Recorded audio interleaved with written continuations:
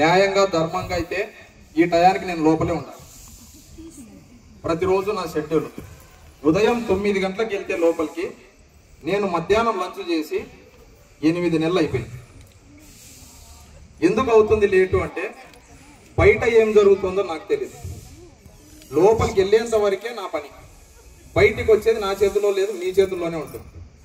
మీరు అందరికీ నా తరఫున మా కుటుంబం తరఫున పేరు పేరున హృదయపూర్వక శిరస్సు వంచి నమస్కారాలు తెలుపుకుంటూ, అదేవిధంగా డిసెంబర్ 20 తారీఖు న్యూజిలాండ్ నుంచి ఇండియాకు వచ్చాను. అనేక సందర్భాల్లో చెప్పాను, అనేక మీడియాలో చెప్పాను, అనేక పత్రికలతో మాట్లాడాను.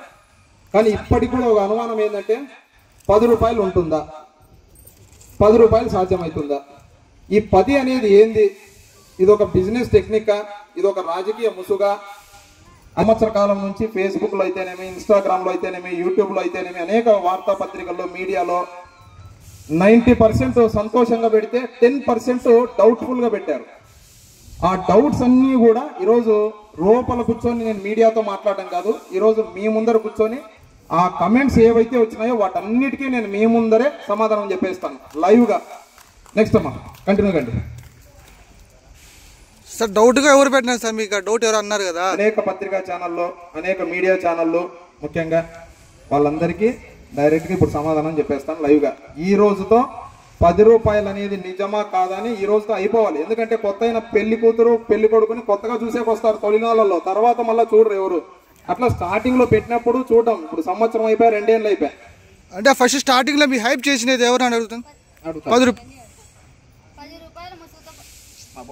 ఇప్పటి వరకు అనేక మంది మీడియా సంస్థలు, యూట్యూబ్, వార్తాపత్రికలలో వారిని ఇంటర్వ్యూ చేయడం మన అందరి ముందు చూసాము. కానీ ఇప్పుడు మన అందరి కోసం మేము వారిని ఇంటర్వ్యూ చేయడం జరుగుతుంది. మీ అందరి సమక్షంలో ఇది జరుగుతుంది. ముసుగుతో 10,000 బిల్లు వేస్తున్నారా సార్? ఇది మీడియాలో వచ్చిన ఒక పెద్ద క్వశ్చన్ ఏమ్మా? 10 రూపాయలున్నారా సార్? 10 రూపాయల ముసుగులో 10,000 బిల్లు కాదు. నా దగ్గర హైయెస్ట్ ఫీజు 100 రూపాయలు. అది కూడా తెల్ల కార్డు లేని వాళ్ళకి మాత్రమే 100 రూపాయలు, తెల్ల కార్డు ఉంటే 50 రూపాయలు మాత్రమే. ఇది క్లియర్. నెక్స్ట్ బయట 10 రూపాయలు, లోపల 15,000 వేస్తున్నారా సార్? 15,000 కాదు కదా. నా స్టాఫ్ కు మీకు అంత జీతాలు కూడా నేను ఇవ్వలేని స్థితిలో ఉన్నాను. కానీ నేను మీకు ఏ రోజు చెప్పలేదు, కానీ నేను నడిపిస్తాను. నెక్స్ట్ 10 రూపాయలు అని చెప్పి టాబ్లెట్స్, ఇంజక్షన్స్, సర్జరీకి వసూలు చేస్తున్నారా సార్? ఇక్కడ ఇంజక్షన్లు వేసేది కానీ, సూదులు వేసేది కానీ, టాబ్లెట్ ఇచ్చేది కానీ, సిరప్లు ఇచ్చేది కానీ, స్టిరాయిడ్స్ ఇచ్చేది కానీ, మత్తు ఇంజక్షన్లు వేసేది కానీ అలాంటివన్నీ ఏవి ఉండవు. చాలా టైం అవుతుంది. బెంచెస్, టూల్స్ చాలా వేయచ్చు కదా సార్? నేను వాస్తవంగా 60 మంది కూర్చునే కెపాసిటీ అయితే వేశాను. కానీ ఎప్పుడు నేను చెప్తుంటాను మా స్టాఫ్ నిలబడాలి అని చెప్పి. కానీ ఒక పేషెంట్ కు 4 మంది వస్తారు, ఈ 4 చైర్లు ఆక్యుపై చేస్తారు. దానివల్ల ఏమైపోతుందంటే పేషెంట్లు నిలబడే సంఖ్య వచ్చింది. అది మనం అర్థం చేసుకోవాలి. మన దగ్గర 10 రూపాయలు తీసుకొని బయట చందాలు వేస్తున్నారా సార్? ఏమా? మన దగ్గర 10 రూపాయలు తీసుకొని బయట చందాలు వేస్తున్నారా సార్? చందాలు వసూలు చేసేయడానికి మాది ట్రస్ట్ కాదు, ఆర్గనైజేషన్ కాదు, సొసైటీ కాదు. తర్వాత దాతలు లేరు, చందాలు లేరు, ఎవరు లేరు. నాకు ఎవరన్నా ఈ రోజు నా వెనకాల ఉన్నారు అంటే ఆ చందా గానీ, ఆ దాత గానీ, ఈ రోజు ఈ ప్రోగ్రామ్ కూడా పెద్ద దాత ఎవరు ఉన్నారంటే నా తోడబుట్టి నా సొంత తమ్ముడు డాక్టర్ కోనంకి సుధీర్ కుమార్ తప్ప ఈ భూమి మీద 3వ వ్యక్తి ఎవడు లేడు, భవిష్యత్తులో రానివ్వం. 3 గంటలు 5 గంటలు కూర్చోవాలంటే కష్టం. స్టాఫ్ ఇంకా ఎక్కువ మందిని పెంచవచ్చు కదా సార్? 3 గంటలు 5 గంటలు కూర్చోవాలంటే నేను రోజుకు ఉదయం 9 గంటలకు పోతే నేను బయటకు వచ్చేపాటికి రాత్రి 8, 9, 10 అవుతుంది. అంటే రోజుకు నా ప్రకారంగా ఆలోచన చేస్తే 14, 15 గంటలు నేను కూర్చుంటాను. మరి 2 గంటలు మీరు కూర్చోలేరా? అదే విధంగా నేను స్టాఫ్ను పెంచుకుంటూ పోతే ఏమైపోతుందంటే శాలరీలు పెంచాల్సి వస్తుంది. శాలరీలు పెంచిన తర్వాత మీ జోబుల్లో నుంచి 10కి కాస్త 2 సున్నాలు పెట్టేసి మీకు అరగుండు సున్నా కొట్టి నేను పంపించాల్సి వస్తుంది. అది నేను చేయను, ఇది నేను చేయను. భవిష్యత్తులో రాజకీయ చేయాలని ఇప్పటి నుంచి ఎమ్మెల్యే, ఎంపీగా వెళ్లాలని ప్రయత్నం కోసం ప్రజల ఖరీదైన వైద్యాన్ని ఇస్తున్నారా సార్? ఇది ఎవరు పెట్టారు?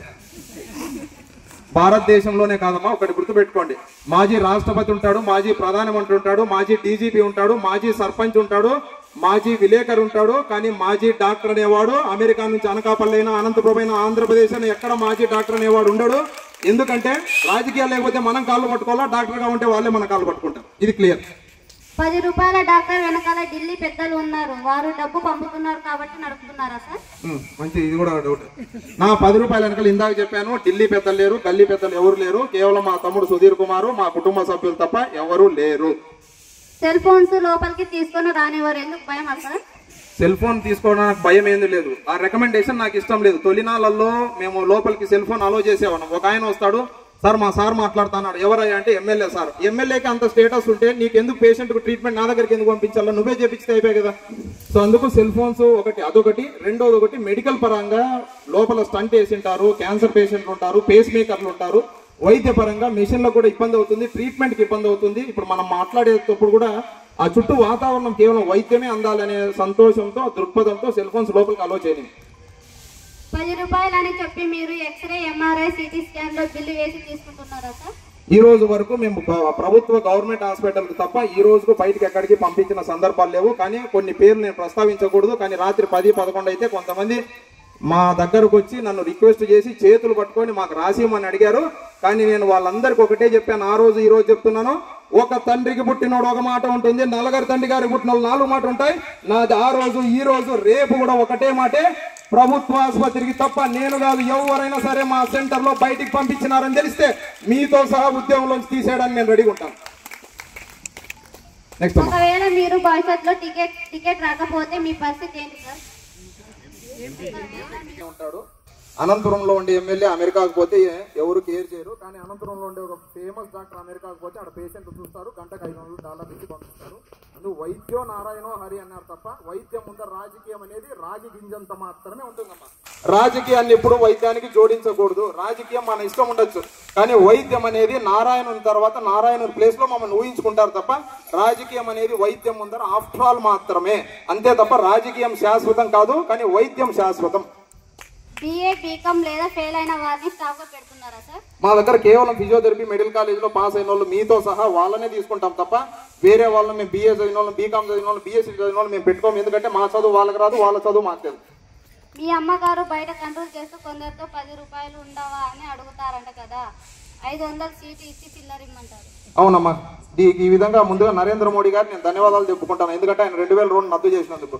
కొంతమంది పేషెంట్ 500 రూపాయలు ఇస్తారు, 490 రూపాయలు చిల్లర ఇమ్మంటారు. అతని ఫోన్ పే ఉండదు, 490 రూపాయలు చిల్లర ఎక్కడి నుంచి తీసుకురావాలా పాపము. ఓ రకంగా ఇది మా పెద్ద సమస్య. 10 రూపాయల డాక్టర్ అని తెలిసినప్పుడు 10 రూపాయలు తీసుకొని రావాలి, కానీ 500 రూపాయల నోట్ ఎందుకంటే బహుశా వాళ్ళు 500 డాక్టర్ దగ్గర పోయి తప్పైపోయి నా దగ్గరకు వచ్చినట్టున్నారు. ఉదయం సాయంత్రం ప్రజలు కూర్చోవడానికి ముందుగానే అంటే 9 లోపల, సాయంత్రం 6 లోపల బెంచెస్ చూసి చేసి వేయచ్చు కదా, లోపలికి ఎందుకు ముందుగా రానివారు సార్? లోపలికి ముందుగా ఎందుకు రానిమంటే స్టార్టింగ్ లో ఉదయం 9 గంటల లోపలే తిరుపతి నుంచి, రాజమండ్రి నుంచి, నరసాపురం నుంచి కొంతమంది బయట గేటు బయట వచ్చినప్పుడు నేను మానవత్వంతో లోపలికి పిలిచాను.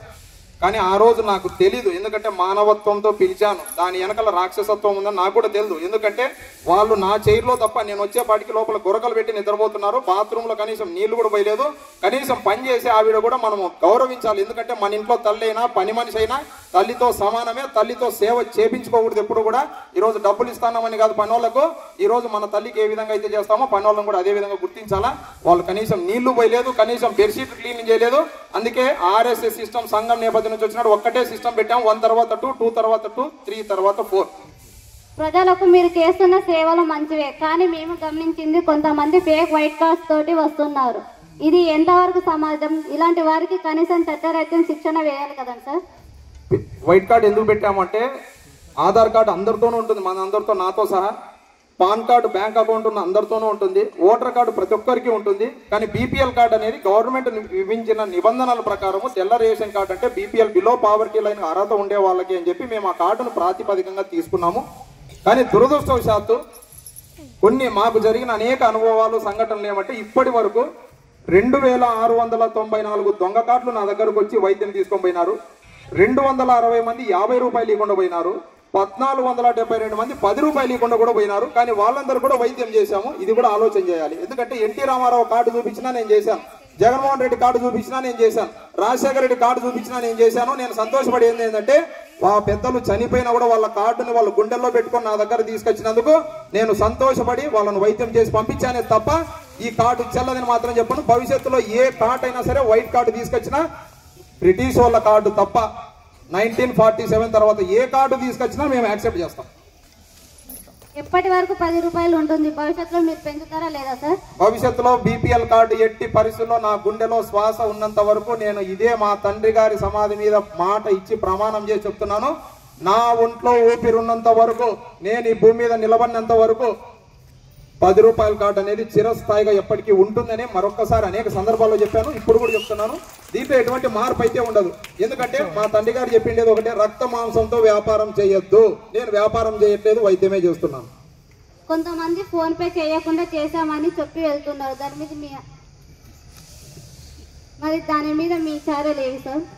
చాలా మంది ఫోన్ పే చేశామంటారు. అక్కడ అకౌంట్లో చూస్తే ఉదాహరణకు ఈరోజు 100 మంది వచ్చారు. 100 × 50 మంది అనుకున్నాం. 15 50, 5,000 రూపాయలు అకౌంట్లో ఉండాలా. కానీ అకౌంట్లో చూస్తే 2,000 ఉంటాయి.